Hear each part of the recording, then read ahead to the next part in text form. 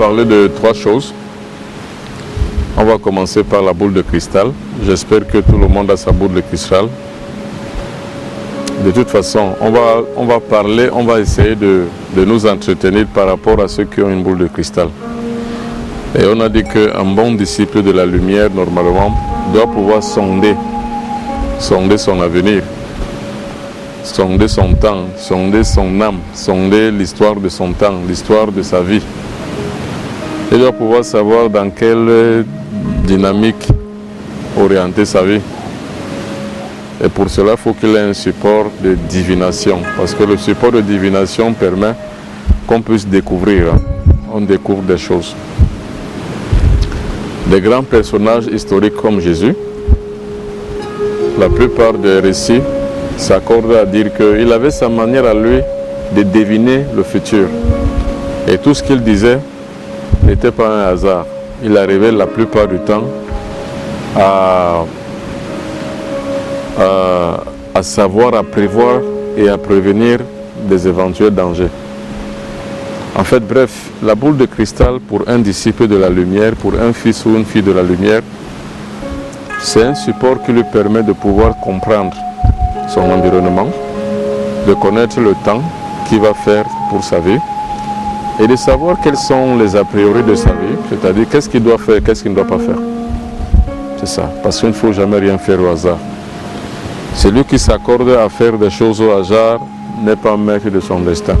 Donc on peut dire que lire une boule de cristal, c'est généralement sonder son destin. Or, si on ne sonde pas son destin, on ne peut pas le changer. Le but de l'existence, ce n'est pas de subir son destin. Le but de l'existence, c'est d'arriver à trouver un idéal.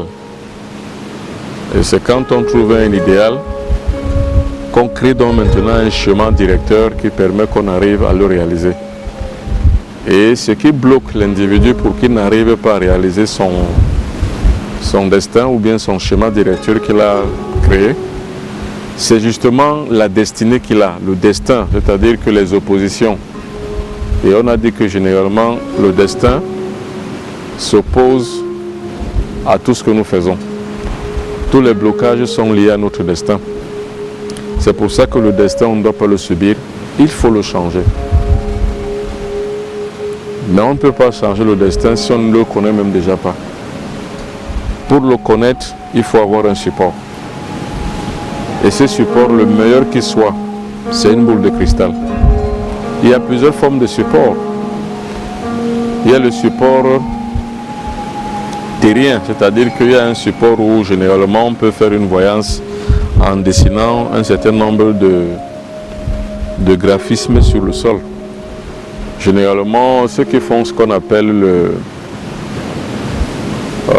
l'hindouisme appellent ça le tantrisme. Le tantrisme, ce sont des espèces de figures géométriques que l'on trace, des espèces de graphismes, mais qui ont un sens spirituel tout particulier. Et en traçant donc tout ceci, on parvient généralement à sonder. Ça, c'est un premier support. Donc, sur le sol, on trace des choses. Maintenant, il y a un autre support qu'on appelle les cartes, la tarologie, les tarots, les lames de tarot. C'est-à-dire, on peut jouer les lames de tarot. Oui. Non, on a dit le tantrisme. Oui, comme on entend, tantrisme, T-A-N-D-R-I-S-M-E, tantrisme. Ça, c'est en langue sanskrit. Donc, ceux qui pratiquent l'hindouisme savent généralement ces figures-là. Mais également aussi, ceux qui peuvent feuilleter les grimoires peuvent aussi arriver à voir les méthodes du tantrisme pour la divination et la voyance. Mais somme toute, quand on est un disciple de la lumière, quand on recherche, quand on est dans la connaissance, quand on va vers le combat contre son destin et quand on veut atteindre un but spirituel, il faut avoir la voyance. Parce que sans la voyance, c'est comme si on fonçait sur un chemin ténébreux. Or, il faut avoir la connaissance du lendemain, du chemin qu'on a choisi. Ça veut dire quoi? À chaque fois, on se pose une question. Bon, alors maintenant, pour le troisième support, c'est la boule de cristal. La boule de cristal, c'est un très grand support aussi. qui permet de refléter sur la boule, donc à travers elle, les images que nous donne notre psyché, donc notre âme. Les images que nous donne également notre image, notre écran mental. Donc on a des réponses par rapport à ce que notre écran mental nous dit. Il faut donc pouvoir savoir les refléter à travers la boule de cristal. Donc tous ces supports-là existent et tous ces supports-là on peut les avoir. Et voilà donc l'un des exemples de ce support. Le voici, c'est-à-dire la boule de cristal. Il y a des boules de cristal plus petites, il y a des boules de cristal moyennes, comme celle-ci. Il y a des boules de cristal beaucoup plus grandes encore. Bon, mais dans l'espèce, le cas d'espèce, on va se contenter de la boule de cristal moyenne. Bref, cette boule de cristal, qu'elle soit petite, qu'elle soit plus grande, qu'elle soit moyenne, n'est qu'une question de forme, une question de goût. Mais la boule de cristal, c'est la boule de cristal. La boule de cristal permet toujours d'avoir le reflet de son mental, le reflet de sa psychologie, le reflet de son psychisme. Et c'est ce reflet qu'on interprète. Ça veut dire quoi pour un disciple de la lumière qui a besoin par exemple de se rendre demain à Kribi, ça c'est un exemple, ou bien de se rendre en France, ou de pouvoir faire ceci ou cela, ou de pouvoir attaquer un rituel, ou de pouvoir même avoir n'importe quelle autre activité, il ne se lancera pas par hasard. Et il ne s'en laissera pas aller au hasard. Il faudra qu'il ait un support qui lui donne une forme de direction à suivre. C'est-à-dire qu'il faut qu'il ait un support qui lui permet de savoir ce qu'il doit faire et ce qu'il ne doit pas faire. Et il faut savoir que cette direction, ça nous permet de ne pas tomber dans les erreurs. Vous savez, les textes sacrés, la plupart disent « Malheur à ceux par qui le scandale arrive ». Parce que le scandale doit toujours être pour un disciple de la lumière comme une pierre d'achoppement. Par exemple, vous rentrez donc dans une espèce de voyage, vous faites un accident, vous ne devriez pas. Or, si vous saviez lire la boule de cristal, elle vous aurait indiqué de ne même pas tenter de faire cette expérience, ou alors tenter de faire cette diligence, donc de ne pas voyager. Voilà donc la nécessité de la boule de cristal. Je recommence. La boule de cristal, c'est un support de voyance, comme la plupart des supports. Nous avons dit par exemple qu'il y a le support du tantrisme, c'est-à-dire que chez les hindouistes, ils ont des espèces de graphismes qu'ils écrivent sur le sol. La plupart des sociétés traditionnelles africaines aussi, le Bassa en particulier, appelle ça le Ngambi. Ngambi ici, ça veut dire une forme de divination, mais à partir de l'élément terre. On arrive donc à lire l'avenir ou alors à avoir la réponse d'une question ou bien à quelque chose qu'on voudrait avoir la connaissance. On a la réponse par rapport à ce qu'on a posé comme question dans ce tantrisme, donc dans cette espèce de graphisme. Ou alors on a la plupart du temps aussi un animal, on dépose simplement des plumes de ceci ou de cela et l'animal vient les mettre à l'endroit ou à l'envers. Une fois l'animal les met à l'endroit ou à l'envers, on a déjà l'interprétation nécessaire. C'est un peu ça. Bon. Maintenant, il y a une autre forme de support. On a dit les lames de tarot. C'est-à-dire que les cartes, des espèces de cartes qu'on appelle la tarologie. Alors la tarologie également, c'est une forme de voyance qui permet qu'on puisse voir un événement à venir. Parce que le but c'est ça, c'est de voir un événement à venir. Bien entendu, on va dire oui, c'est ceci, c'est pas religieux, non. Il faut savoir que la connaissance n'a pas de limite et que la connaissance ne doit pas être bloquée par quoi que ce soit, pas des considérations ou pas des croyances. La connaissance, c'est ce qui est et c'est tout. Maintenant, comment on découvre qu'une connaissance est vraie? C'est quand on l'expérimente et qu'on en découvre la réalité, qu'on trouve qu'elle est vraie. Donc, vous ne devez pas avoir des blocages sur des considérations, des croyances, non. Vous devez faire ce qui sied à votre connaissance et ce qui sied aussi à votre manière de lire votre vie. Nous avons dit que le destin humain est important. Mais comme c'est une influence astrologique, il faut le changer. Or, le changer indique un certain nombre d'éléments importants, dont la voyance. Ça veut dire quoi? Ça veut dire qu'ici il a été prévu que au cours de l'année 2015, vous aurez un accident de circulation. Ça, c'est votre influence astrologique qui le prédit. Mais vous n'êtes pas obligé de suivre ça. C'est votre destin qui doit s'accomplir, mais vous n'êtes pas obligé. Vous devrez donc changer ce destin-là. Ça veut dire quoi? Vous lisez donc sur la boule de cristal. Elle vous indiquera par exemple que vous pouvez faire un accident aujourd'hui. Vous pouvez faire un accident sur le voyage que vous avez prévu. La personne que vous allez rencontrer n'est pas la bonne personne sur l'activité que vous voulez faire. La chose, ceci ou cela que vous voulez faire peut réussir ou ne peut pas réussir. Donc quand vous avez cette lecture de votre destin, rien ne vous arrive et vous êtes prévenu de tout. Et quand vous êtes prévenu de quelque chose, vous mettez une barrière. Ça veut dire quoi? Ça veut dire que vous savez sur quoi tenir. Voilà l'importance d'une boule de cristal. Bon, très rapidement, nous allons voir comment on lit une boule de cristal. Normalement, lire une boule de cristal n'a jamais été aussi simple. Or, la simplicité dans l'exécution de cette lecture-là se fait d'abord par des exercices. Il faut d'abord étudier ça avant. Ça veut dire quoi? Ça veut dire que pour pouvoir lire une boule de cristal, il faut se préparer. Il faut avoir au moins 3 préliminaires. Il y a la vue, c'est-à-dire que vous devez avoir un regard fascinant, donc un regard percutant. Une chose, c'est la première chose. La deuxième chose, vous devrez avoir ce qu'on appelle la concentration. Et la troisième chose, vous devrez avoir ce qu'on appelle l'interprétation. Je recommence.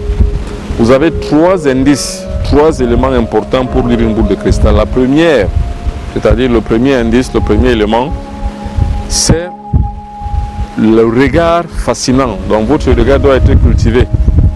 De sorte que vous regardez la boule de cristal sans cligner les paupières. Très important. Ça, c'est le premier élément. Le deuxième élément, c'est la concentration. C'est-à-dire quoi? Vous devrez pouvoir regarder la boule de cristal et ne vous concentrer que sur l'objet de la voyance. Ça veut dire quoi? Ça veut dire que vous devez poser une question sur la boule de cristal. Et votre mental doit être centré sur la question. C'est ce qu'on appelle la concentration en fait. Vous concentrez votre esprit, votre pensée, votre mental en général, autour d'une seule question que vous posez à la boule de cristal. Et maintenant, le troisième élément, c'est l'interprétation. Ça veut dire quoi l'interprétation? Ça veut dire que vous pourrez voir un indice. Par exemple, vous pouvez avoir une image qui défile dans la boule de cristal que vous regardez par rapport à la question que vous avez posée. Cette image-là, vous devrez avoir la capacité de l'interpréter. C'est-à-dire quoi? De savoir expliquer ce qu'elle veut dire. Maintenant, il n'y a pas une interprétation standard, non. L'interprétation est individuelle et elle est personnelle. Ça veut dire quoi? Ça veut dire que ça dépend maintenant de la carrure de votre mental. De quelle est sa capacité pour pouvoir interpréter quoi. Par exemple, c'est un exemple que je dis. Vous plongez votre regard par rapport à une question dans la boule de cristal.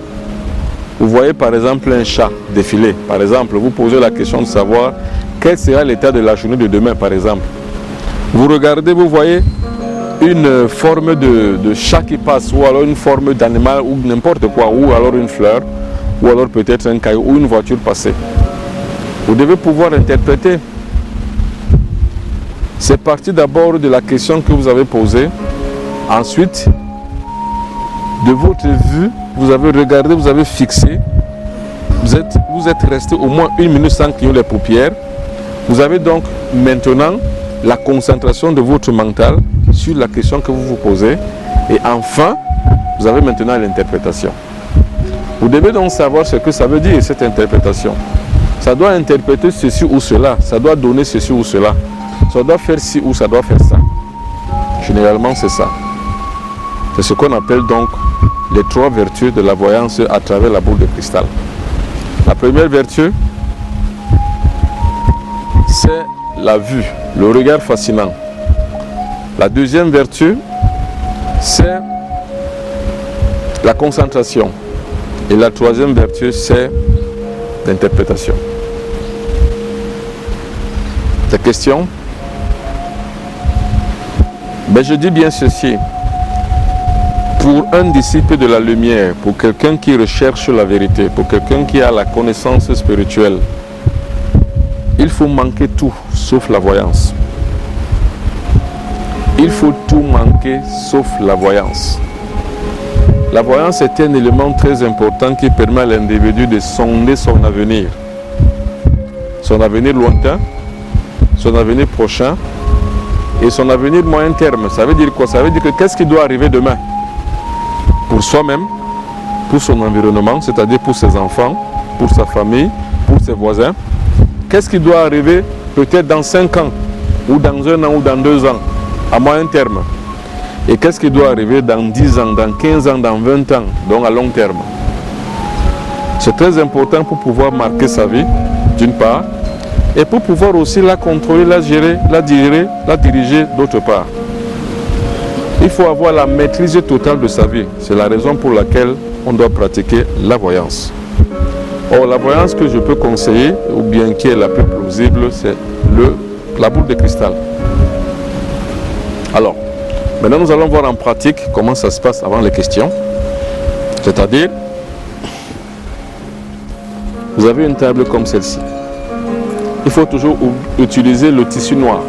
Voilà le tissu noir. Le voilà. Votre boule de cristal doit être au centre. Maintenant, la première vertu, c'est quoi? C'est d'abord la vue, le regard. Vous devez pouvoir fixer votre boule de cristal pendant au moins 1 minute sans cligner les paupières. Maintenant, pour pouvoir arriver donc à le faire, il faut s'entraîner.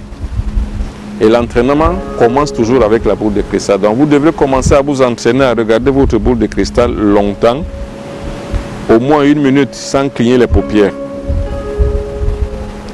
Alors, vous pouvez encore travailler ce regard fascinant avec un miroir. Vous mettez un miroir circulaire contre votre mur. Vous devez regarder ce miroir-là pendant au moins 5 minutes sans cligner les paupières. Bien sûr, ça ne viendra pas d'un trait. Ça viendra au fur et à mesure. Ça veut dire que vous commencez à regarder peut-être 1 minute, 2 minutes, 3 minutes et un jour vous arrivez à 5 minutes. Si vous arrivez un jour à 5 minutes, dites-vous que vous avez atteint l'élément nécessaire, c'est-à-dire que vous avez atteint votre vue, votre regard fascinant. Vous devez avoir un regard fascinant. Vous devez être capable de percer le mystère qui est à l'intérieur de la boule de cristal. Très important. C'est exagérément important. Ça, c'est d'un. Deuxièmement, maintenant, il y a ce qu'on appelle la concentration. La concentration n'est autre chose que le centrage de l'esprit sur une et une seule chose.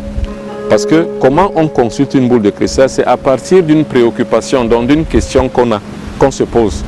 Et à partir d'un sondage qu'on veut faire par rapport à son avenir, par rapport à quelque chose qui doit se passer soit pour soi, soit pour autrui.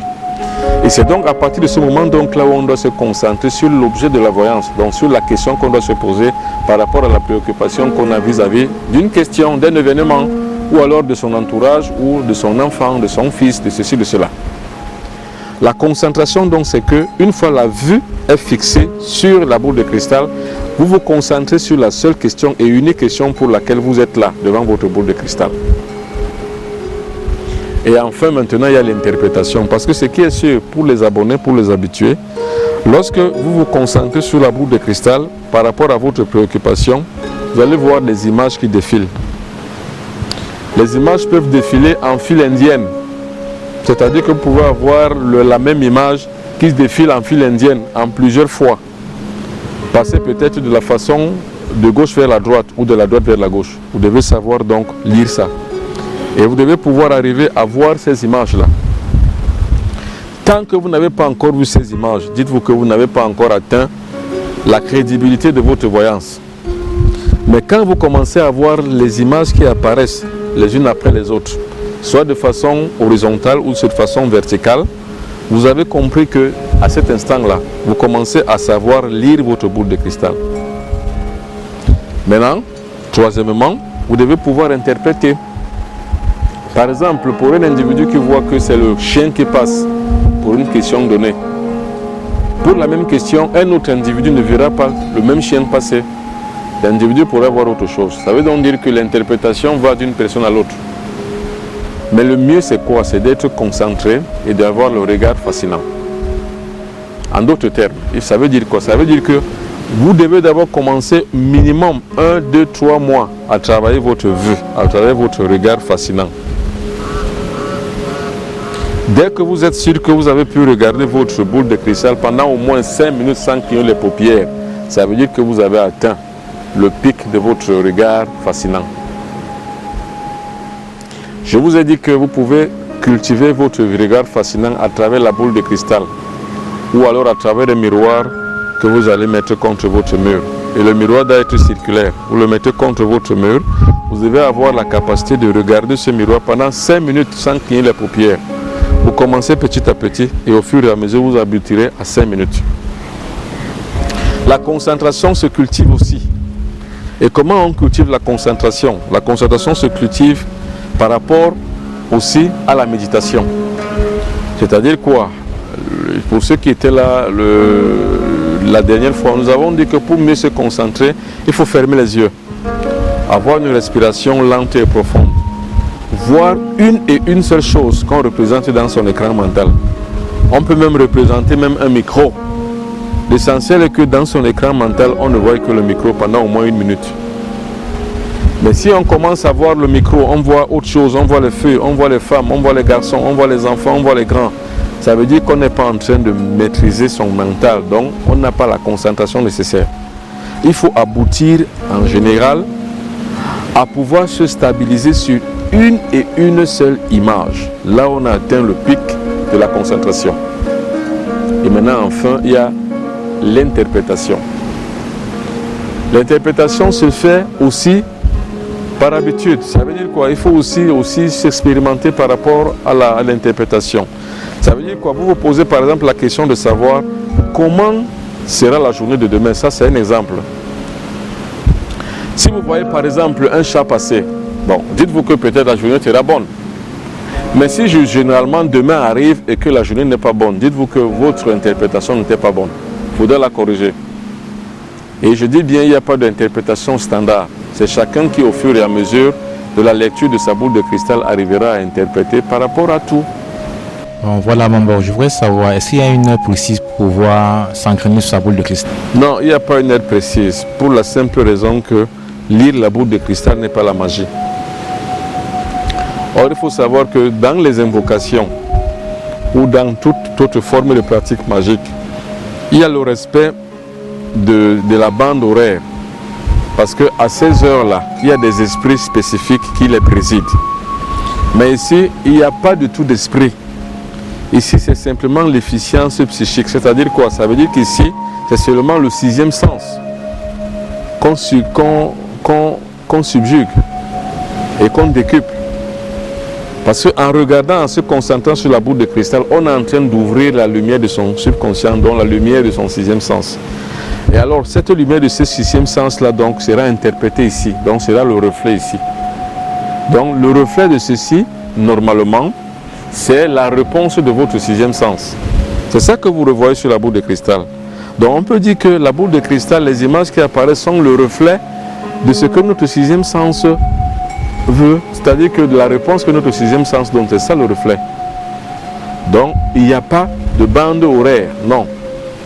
Il n'y a pas d'heure pour ça, on peut le faire à tout moment.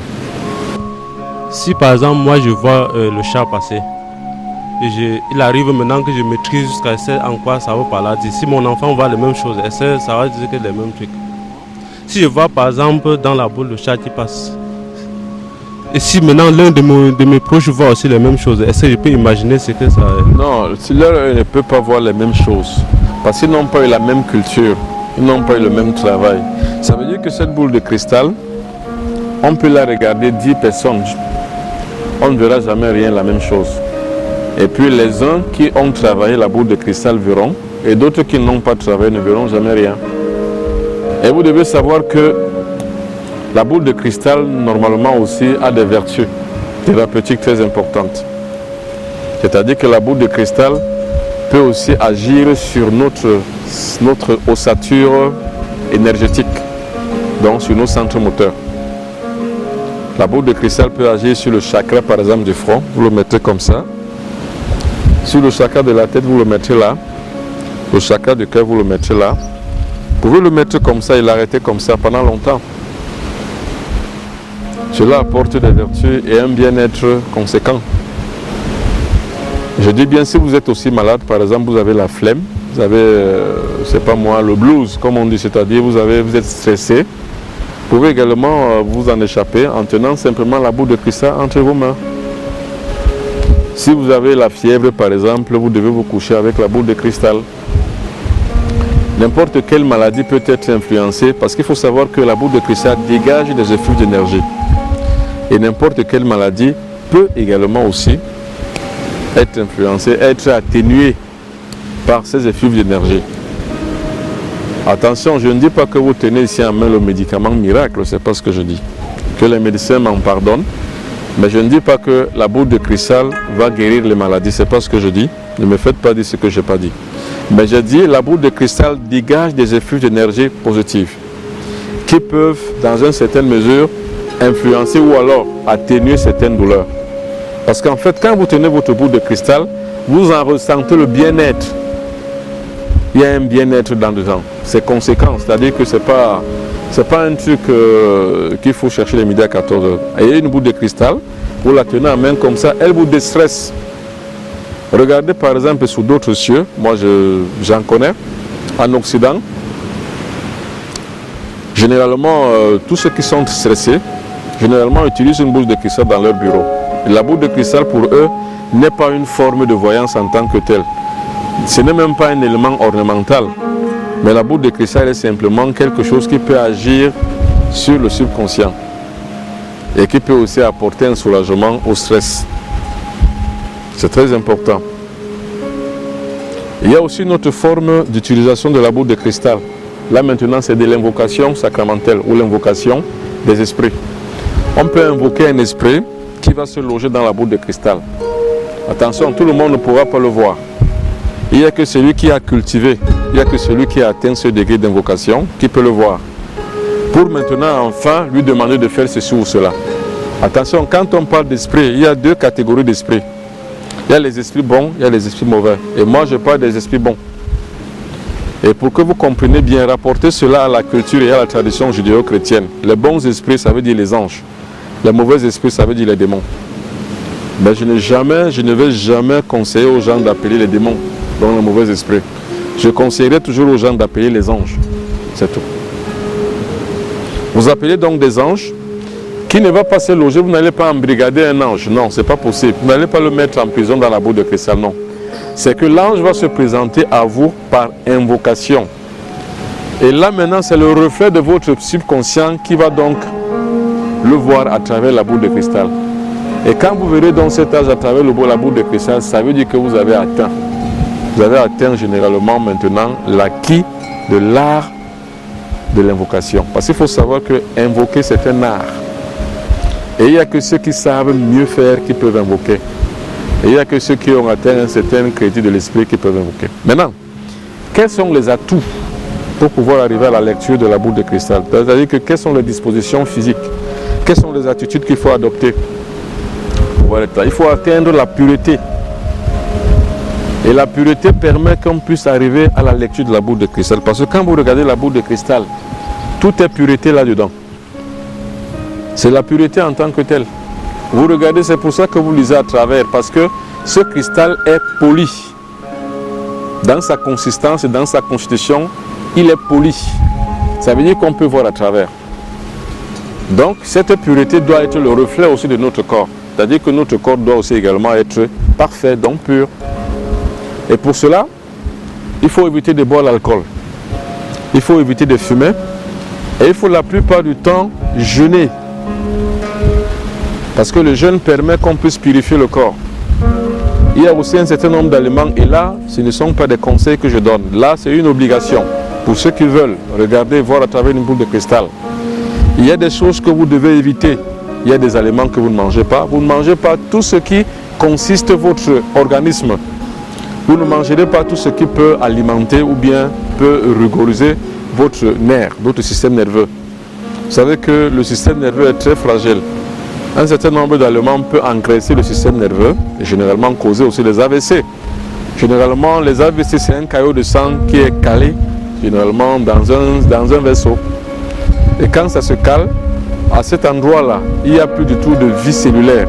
Et c'est pour ça qu'on arrive donc à la paralysie de ce corps. Donc, il faut éviter un certain nombre d'aliments, des aliments surtout graisseux. Il faut toujours manger léger.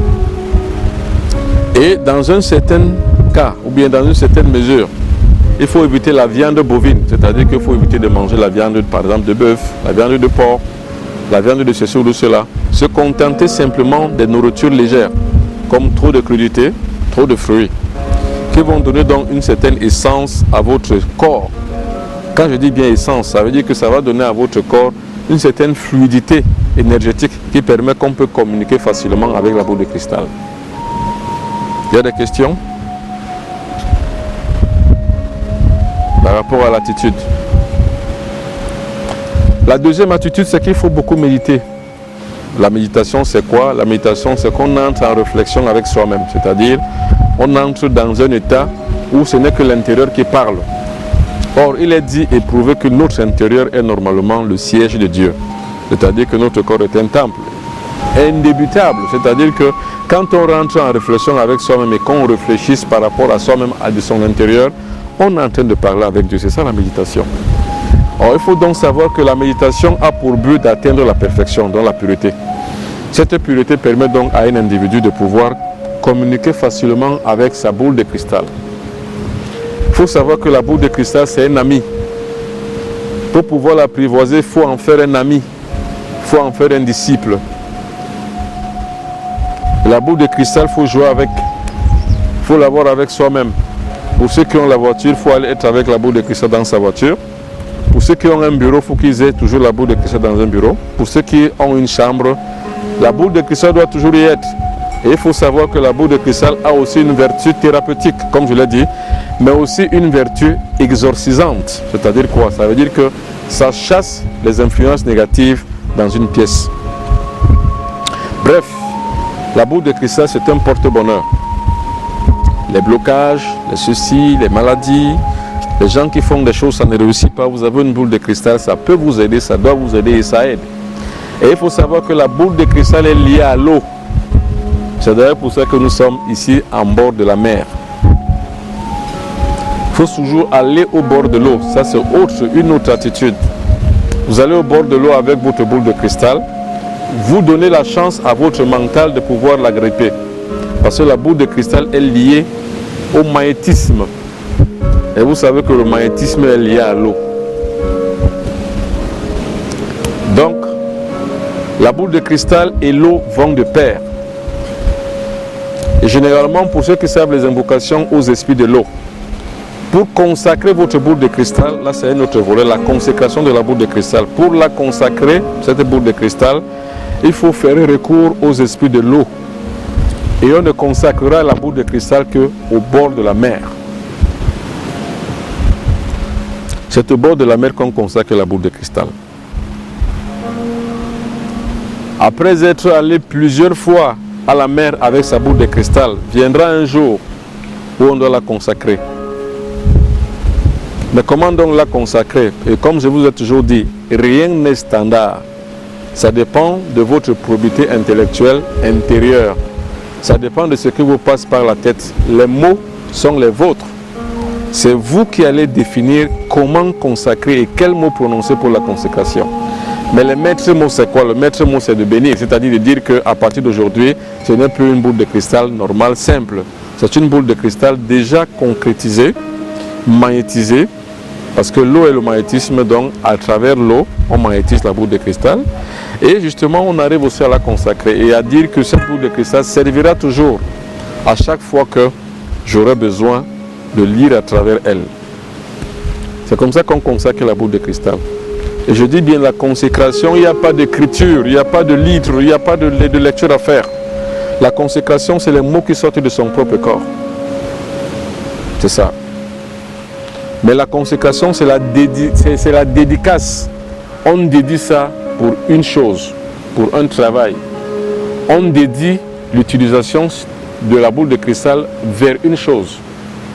Et la boule de cristal doit servir à ceci ou à cela. Donc à lire et à sonder l'avenir. La boule de cristal, sa lecture est une forme de divinisation. Quand je dis divinisation, ce n'est pas peut-être le mot, mais je voulais dire que c'est une forme de divination en fait. La divination, ça veut dire qu'on devine, on sonde, on lit un avenir prochain à moyen terme ou à long terme. C'est à ça que sert notre boule de cristal. Alors nous avons dit que la consécration se fait au bord de l'eau. Mais nous avons dit qu'avant d'atteindre le degré de la consécration, il faut toujours avoir sa boule de cristal avec soi-même. Et il faut toujours la plupart du temps être avec la boule de cristal au bord de l'eau pour la magnétiser. Une fois elle atteint un bon magnétisme ou bien un bon degré de magnétisation, là donc maintenant on peut la consacrer. Et la consacrer voudrait donc dire qu'on lui donne le pouvoir de pouvoir voir l'avenir et de le communiquer à partir des éléments que elle-même va produire, c'est-à-dire les images. Ce qu'on lit à travers une boule de cristal, c'est les images. Et maintenant, à travers ces images-là, on fait l'interprétation. Donc, on fait la divination. Et la divination permet donc maintenant qu'on a deviné ceci ou cela, on a interprété. Voilà ce qui doit arriver et voilà donc comment on doit adopter une attitude.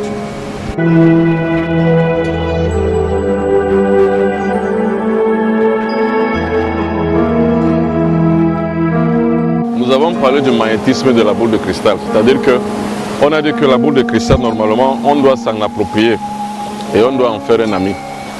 Et le plus grand ami de la boule de cristal, c'est nous-mêmes. C'est-à-dire qu'il faut créer un lien cristal entre la boule de cristal et nous. Le lien cristal, ça veut dire quoi? Ça veut dire que la boule de cristal, on la tient à chaque fois. Et il faut toujours venir au bord de l'eau avec la boule de cristal. Parce que nous avons dit que l'eau, elle est propriété magnétique. D'ailleurs même, la plus grande propriété de l'eau, c'est le magnétisme. C'est-à-dire que l'eau attire. L'eau a un courant vibratoire très conséquent. C'est pour ça qu'on parle de pureté de l'eau. C'est-à-dire quand on veut se purifier, on va à l'eau. Et quand on est comme ça au bord de l'eau, forcément, ça donne une forme d'irradiation de ce magnétisme-là. Alors cette irradiation, donc, est propice à notre boule de cristal. Alors, il ne s'agit pas de mettre la boule de cristal dans l'eau. Il s'agit simplement de la tenir en main, d'être au bord de l'eau. Parce que quand on est au bord de l'eau, forcément, on amène une certaine ambiance d'irradiation des rayons magnétiques sur la boule de cristal. Et on a aussi dit que la boule de cristal a une propriété thérapeutique, c'est-à-dire que ça peut guérir. Ça veut dire que les personnes qui ont des problèmes de santé quelconques, quelle que soit la maladie, on peut prendre la boule de cristal. Supposons qu'on ait mal au ventre, au bord de l'eau, on prend la boule de cristal, on peut la mettre par exemple, c'est un exemple que je donne, on a mal par exemple ici, on prend la boule de cristal, on la met là, et on reste là pendant longtemps. Ça, c'est toujours au bord de l'eau. Maintenant, supposons qu'on n'a aucun problème de santé, mais qu'on a une boule de cristal qu'on devra consacrer un jour. Il faut d'abord utiliser cette boule de cristal déjà pour la magnétiser au bord de l'eau. Vous vous asseyez au bord de l'eau pendant de longs moments. Ça peut faire 2 heures du temps, 3 heures du temps. Vous êtes toujours avec votre boule de cristal. Vous pouvez vous laver même avec ça. Vous pouvez même la mettre dans l'eau, donc dans le seau d'eau, et vous lavez avec. Alors vous êtes donc en train de créer un lien magnétique et un lien cristal avec votre boule de cristal. Le lien cristal, ça veut dire quoi? Ça veut dire que vous devenez la boule de cristal. Et la boule de cristal vous devient. C'est-à-dire qu'elle est vous et vous êtes elle. Avant la consécration. Parce que si vous ne devenez pas comme la boule de cristal elle-même, vous ne pourrez pas l'apprivoiser.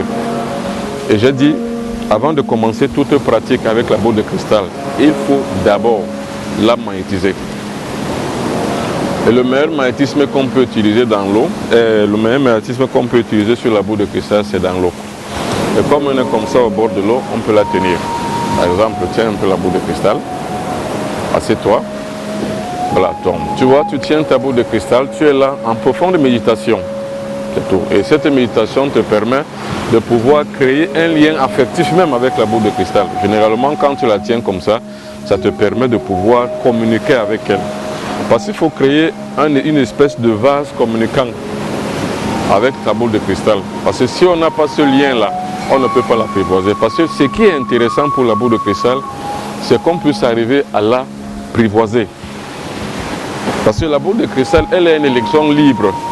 Il faut donc que ça soit un électron qui est accroché quelque part. Donc ça doit être accroché à son propriétaire.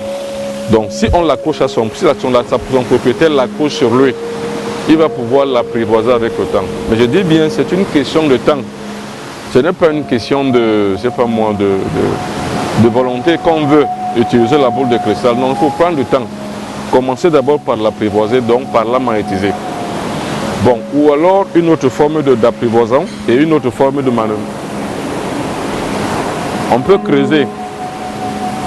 Nous sommes toujours au bord de la mer, n'oubliez pas, on peut creuser et mettre sa boule de cristal dedans. Ça fait qu'au fur et à mesure, on la magnétise. Vous voyez? On peut être là avec sa boule de cristal, c'est tout. L'eau qui vient va monter sur la boule de cristal et va la magnétiser. Parce que le truc, c'est quoi? C'est de magnétiser la boule de cristal, c'est ça. Maintenant, pouvez-vous laver avec la boule de cristal? C'est-à-dire quoi? Ça veut dire que vous la mettez dans votre seau d'eau et vous commencez à vous laver. Cela vous permet toujours d'avoir un lien cristal de magnétisation avec la boule de cristal. Une fois que vous l'avez magnétisé pendant longtemps, c'est là où vous allez passer dans la consécration. Et la consécration, comme je l'ai toujours dit, ce n'est pas une lecture qui est déjà écrite. Vous pouvez consacrer votre boule de cristal simplement en quelques mots. Je te consacre, je te donne toute puissance au nom du Père ou bien au nom de Dieu Tout-Puissant, afin que tu puisses devenir une boule qui me permet de voir à travers ma vie, voir mon avenir, pour pouvoir sonder et diviner certaines choses. C'est tout. On a consacré la boule de cristal. Et la boule de cristal est déjà prête à usage. Mais nous avons dit que pour la première fois, il faut d'abord la magnétiser. C'est-à-dire qu'il ne faut jamais commencer à utiliser la boule de cristal, elle ne répondra rien. Il faut lui donner un certain tact. Et le magnétisme est d'abord personnel, soi-même. Et le magnétisme avec l'eau. Pour qu'une autre personne puisse utiliser, il faut que la même personne aussi fasse le même rite. Parce que ça, c'est un rite, en fait. Le rite de magnétisme, ça permet qu'on puisse arriver à utiliser ça. Quelqu'un d'autre ne pourra pas l'utiliser s'il n'a pas fait le même rite. Et il faut d'abord que longtemps, votre magnétisme soit déchargé pour que quelqu'un d'autre l'utilise. Généralement, quand quelqu'un utilise la boule de cristal et qu'il meurt, il faut par exemple 1 an, 2 ans, 3 ans pour que quelqu'un d'autre puisse l'utiliser. Parce que ça a le temps de se décharger. Parce que quand vous chargez, c'est comme une batterie. Plus vous l'utilisez, plus le magnétisme continue toujours à être ambiant.